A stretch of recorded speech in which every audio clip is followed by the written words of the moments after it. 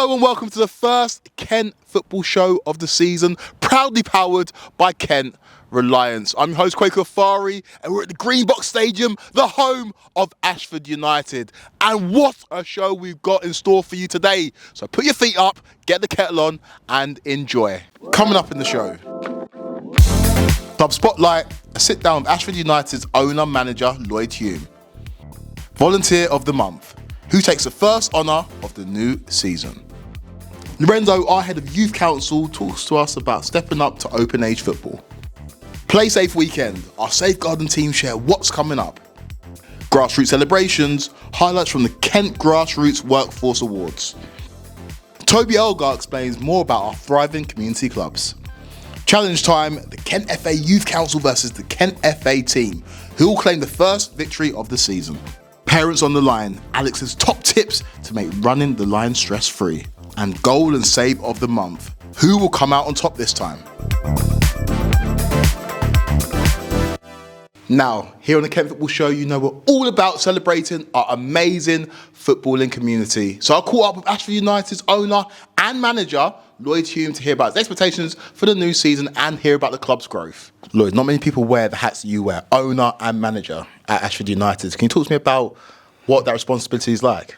The responsibility is like any business that I've ever owned. Every business I've ever owned, I've been the cleaner, the bottle washer, the salesperson, the manager, the coach, whatever you need to be in a business to make it work. To be fair, the football club's no different. I see everyone as a valued member of staff, whether they're a player or they're the kit washer. So for me, it's just no different from any other business, other than there's a little bit more passion in a football club, obviously. And in terms of the passion on the touchline, has it taken some getting used to in terms of implementing your philosophy and your style of football to this football team? Well, not really. I've got quite a vast management experience in the past, so I've done a lot of management at this level and levels above. And football hasn't changed that much. There's a lot of terminology change. You know, we have lots of conversation about double pivots and all these sorts of things, and ultimately that's just people dropping into spaces and getting the ball and bouncing passes. So it's not really any different. The mentality's changed a little bit. I think non-league's a little bit more professional nowadays. Back when I first started playing, when I was sort of 18, 19 at non-league, and this was actually my first ever club that I played for non-league, it was a lot more. We turned up, we played football, we had a beer, and it was, I'm not going to say it was more Sunday league because the quality was certainly there. And if anything, I think the quality was possibly a little bit stronger back then. There were some really good players around that had come out of the league, but it's a lot more professional now because of the youth academies and where people have been coached from the age of 6. They're used to different ways of coaching and training. So I think that's a major difference, really. And obviously that's the management. On the owner side of things, what's your 6-year plan for this football club? Where do you see this club going? The most important thing that we do first of all is build a foundation. We spent a lot of time doing that in the last year, so the infrastructure's changed hugely. But very, very quickly we got to sort of February last year and we need to start focusing on football. Fans love what we've done. We're getting a lot of buy-in from local people, but ultimately it comes down to winning football matches. So the focus since sort of after Christmas, January, February, we started thinking more about this year. This year we're really trying to build a squad that can get us where we need to be at the end of the season, which is genuinely competing for promotion. The long-term plan was always we take it over, and there's a 6-year plan to try and get the club to a self-sustainable financial level in 6 years and 2 levels up. So Conference South is where we want to be, or National South it's called now. We want to get there in 6 years. That might take 8 years, it might take 5 years. But we've got a clear plan. We know how we want to do that, but more importantly, we want it to be a self-funding football club. We don't want to be a football club that me and my business partner come into, we throw a load of money at it and then we get bored of that project and we move on. And that's not going to happen, but that is what happens at football clubs. So we want it to be self-funded. So we're trying to create an environment that can really sort of fund the club to a level, and that's the level we're aiming at. And finally, have you got a message for the loyal Ashford supporters? Well, I just want the loyal Ashford supporters to keep coming, get behind the team, knock on their neighbour's door and their friend's door and try and drag them along with them. The more people we get here, it makes a difference to the team.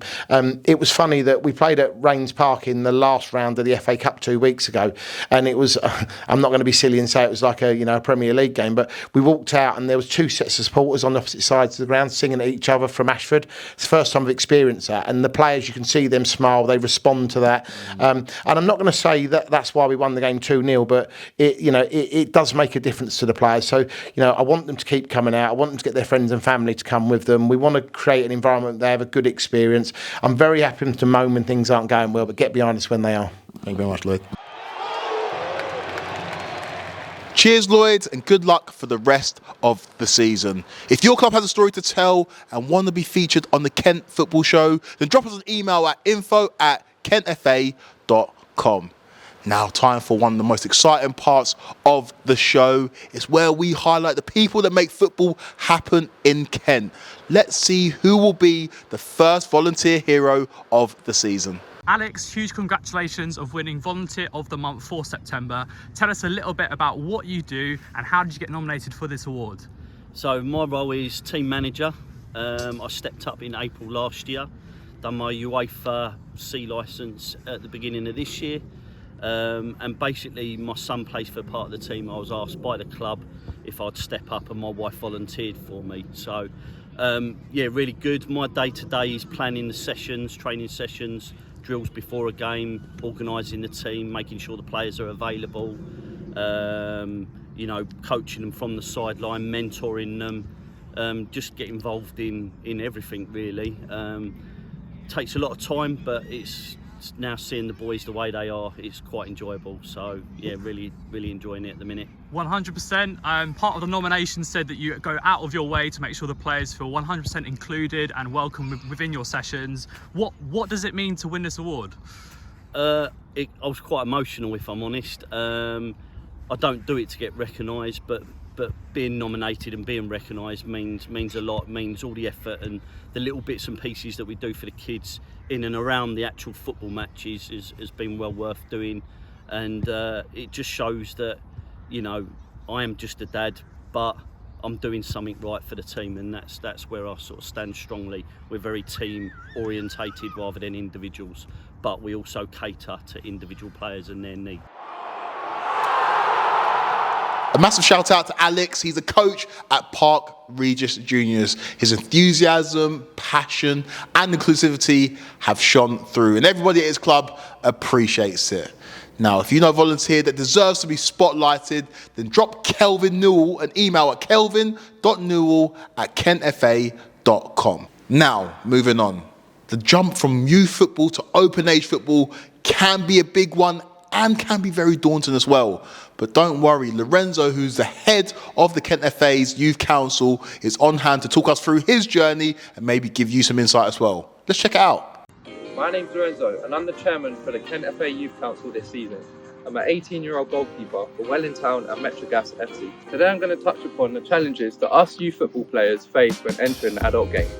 A social difference that a youth player may face when entering the adult game could be that when we're playing youth football, we used to be with our friends, but when we enter the adult game, it's a totally new environment. And finding the confidence to build new friends and new partnerships can be scary.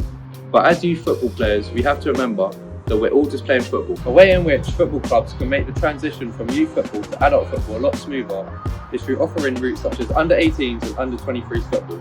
By offering these routes, it gives us youth football players an insight into adult first team football and what it's like to be under the environment of men and women at such a high level. My advice to any youth footballers entering adult football this year is to 1, be confident. Make sure when you step out on the pitch, you show your full talent and be confident in the dressing room, speaking to people and building relationships across the team.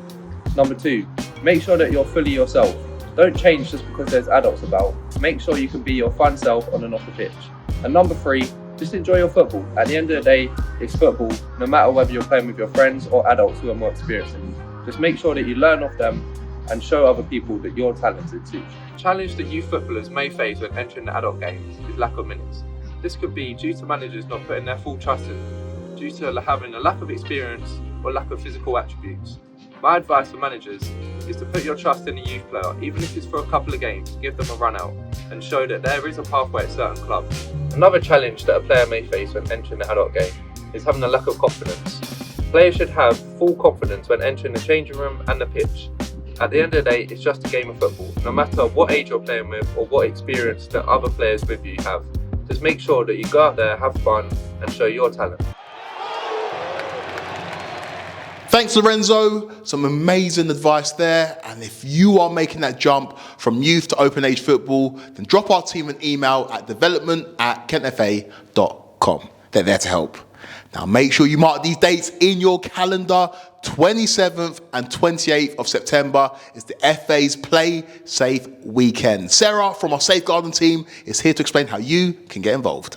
Play Safe Weekend is here once again. Over the 27th and 28th of September, it's your chance to showcase all the amazing work that you do in safeguarding across the season. Please share with us all of your good news stories on our social media pages and have a fantastic weekend.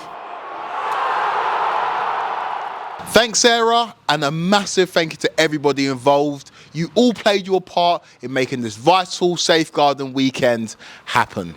Now it's time to roll out the red carpet. Every year we celebrate those amazing people that make grassroots football in Kent happen. It's the Kent Grassroots Workforce Awards, and this year we've had a record amount of nominations. Let's check out the highlights from that amazing night. Hello, my name is Charlotte Richardson and I am the proud host of the Kent FA Grassroots Workforce Awards. We're here at the Village Hotel in Maidstone getting ready to celebrate all of the wonderful people who help ensure that Kent football is thriving. These individuals, these groups, these teams, these clubs, these leagues give up their precious, precious time to ensure that we can all enjoy the beautiful game. We have got a very special evening in store and we can't wait to get started.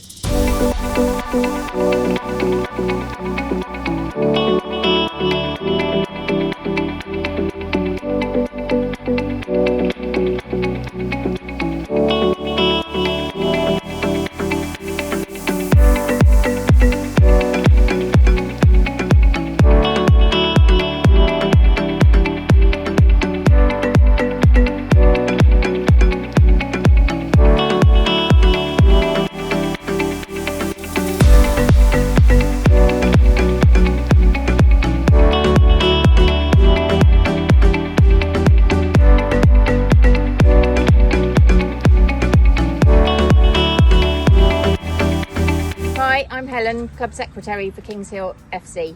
We were absolutely delighted to be voted as Kent FA Grassroots Club of the Year 2025. Having won it in 2023, we really didn't think we'd be fortunate enough to win it again this year, but it is testament to the dedication, passion and energy that everyone involved in the club puts in every day to ensure we can provide the beautiful game to anyone who wishes to kick a ball. Hi, my name is Lucy Levitt. I'm the Club Welfare Officer and a coach at Cranbrook Juniors Football Club. Winning Coach of the Year for the female pathway honestly means so much to me. It's a real honour to be recognised for something I'm incredibly passionate about, helping develop our female players and creating a supportive and inclusive environment for them to thrive in, as well as being a positive female role model for them. One thing I do that I feel makes a real impact is being a female coach.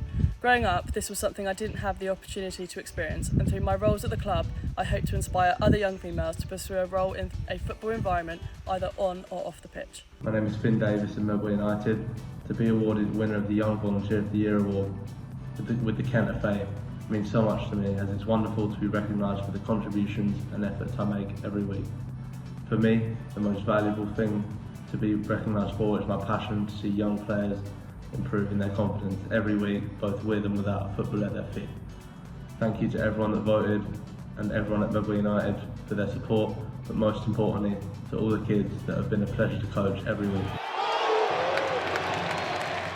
What an incredible evening. A massive congratulations to all the winners and nominees. Make sure you keep your eyes peeled for the nominations for 2026, which open up early next year. And who knows, you might be joining us as a guest. Now, you've probably heard of the phrase thriving community clubs, but what does it actually mean? Luckily for you, Toby Elgar is here to explain a little bit more. One of the things you've probably heard a lot about are thriving community clubs. But what exactly is a thriving community club and how does your club become one? To give some context, since 2016, the number of 20 plus teams playing within a club has almost doubled from roughly 25% to 50% in that time. And this is no different across Kent. Clubs getting bigger typically means they're able to offer a more diverse range of footballing opportunities and play a larger part in their local communities, as well as increasingly becoming more professionalised, and this growth is only expected to accelerate in the coming seasons. As a result, the FA have invested heavily in the Thriving Community Club programme. This is to ensure that clubs are built to last and are sustainable on and off the pitch well into the future. So what is a Thriving Community Club? Well, it's a 3-star England Football accredited club that offers a full male and full female pathway, as well as some kind of disability football provision. On top of this, it has effective leadership and governance and has a well-supported coaching and volunteer workforce structure. It's also really important to note that to be a thriving community club, you don't need to own or have your own facility. So how does your club become one? Well, if you're an existing 2 or 3-star England Football accredited club, then you're eligible to get involved in the Thriving Community Club programme. The door to support through the programme starts by completing a club development review on the Thriving Community Club programme platform. The holistic review covers leadership and governance, workforce and volunteers, facilities, player opportunities and community, and it looks at how as a club where you're doing well and where we can actually plug in some help and support to help you on your journey to become a thriving community club. If you're a 1-star England Football accredited club too, there should be opportunities for you to get involved in the future, particularly if you've got aspirations to become a 2 or 3-star club. If you're a 2 or 3-star club and you're yet to get involved in the programme, then drop me an email so we can get a club development review session booked in and start your thriving community club journey. Thank you, Toby. And if you guys at home have any questions at all when it comes to Thriving Community Club, then drop Toby an email at toby.elgar@kentfa.com. Now it's challenge time, and we've got a new one for the 25-26 season. It's the Kent FA Youth Council going head-to-head against the Kent FA. First challenge, the Cup Shot Showdown. Who takes the early lead? Let's check it out. Hello and welcome to the Kent FA Cup Shot Showdown. This time we're with Kent FA staff. Everyone say hello. Same as before, they'll be going ahead against the Kent FA Youth Council. Cup Shot Showdown now have multiple goals to throw the ball into the cup. First one to get in wins, so let's see how they get on. Next goes Toby. Harry Mark's stepping up, he's feeling confident. Very forward. Unlucky there, Olivia. Yay, there we go, well done Harry. Round of applause. Oh, closest so far. Oh, so close, so far. And he's going, oh, so close. Oh, Samuel's gone. Hey, round of applause for Samuel. Brilliant. Oh, lucky, Lorenzo's gone for a different approach there, but it didn't quite work out. Oh. He's gone for the bounce. Oh, unlucky. Sarah's stepping up. Oh, he's gone for the push. Penultimate go for the Youth Council. Unlucky Paige. And to round it off, we've got Tiffany stepping up. Unlucky. Fantastic work there, guys. Cannot wait to see the next challenge. Now, this one's for you guys out there who are avoiding your coach's eye contact when they're looking for somebody to run the line. Don't worry, I get it. It must be a little bit daunting, especially if you're not completely aware of the rules. But don't worry, our referee development officer, Alex Gordon, is on hand to fill you in. Parents, coaches and players, for far too long, you have been diving into the unknown, being given this flag and not knowing what to do with it. I'm here to give you a step-by-step process of how to be a club assistant referee.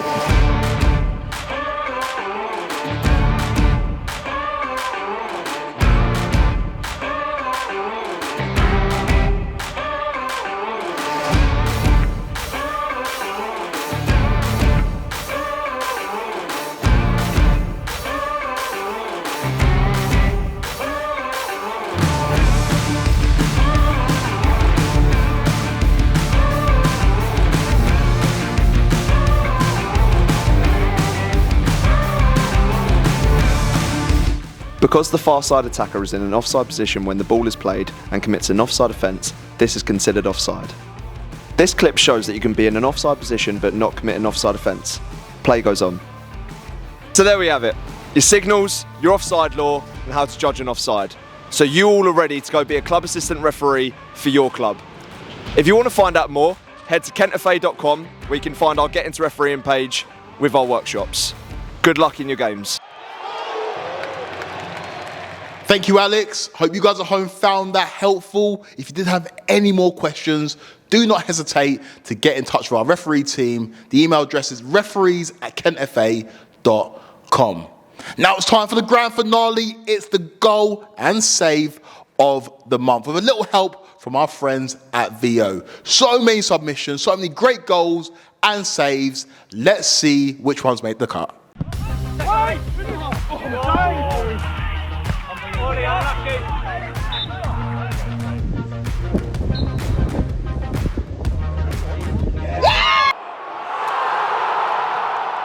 Some absolute bangers and some insane saves. Keep them coming, and thank you to everybody who submitted a video. And who knows, maybe you'll be featured next time. And that's it for the first Kent football show of the season. Hope you enjoyed it. Don't worry, Charlotte will be back in November for another jam-packed episode full of amazing stories from football across Kent. Make sure you're liking, commenting, subscribing. Let us know what you thought. And a massive, massive thank you to our proud sponsor, Kent Reliance. We'll catch you next time.